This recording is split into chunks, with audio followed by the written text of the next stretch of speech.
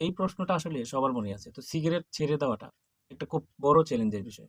আপনিও পারবেন যদি আপনাকে এই টিপসটা অন্তত একবার পালন করে দেখেন।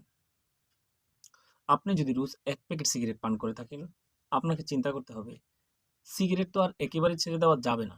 সিগারেটে যারা আসক্ত তাদের জন্য বলছি।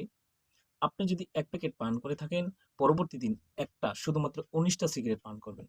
তার পরবর্তী দিন এভাবে এক করে এরকম আপনি ১৫ দিনে সিগারেটের সংখ্যা নামিয়ে আনবেন শেষ পর্যন্ত ৫ টা।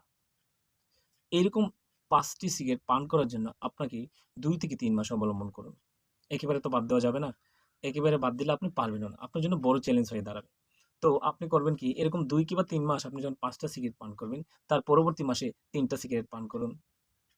এভাবে যখন আরো আপনার কাজের প্রতি যে একটা কাজ করবেন, অর্থাৎ আপনি যে কাজ করেন ভালো কাজটার দিকে একটু মন দিয়ে ধাবিত করবেন। প্রকৃতির সাথে একটু নজর দিন, ব্যায়াম করুন, গান শুনুন কিংবা অন্য কোনো কাজ করুন।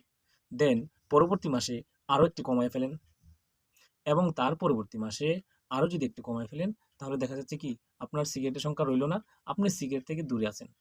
এই পন্থাটি অবলম্বন করলে আশা করি আপনি সিগারেট থেকে দূরে থাকতে পারবেন এবং সিগারেটের নেশা আপনি একেবারেই ঝেড়ে ফেলতে পারবেন। ধন্যবাদ।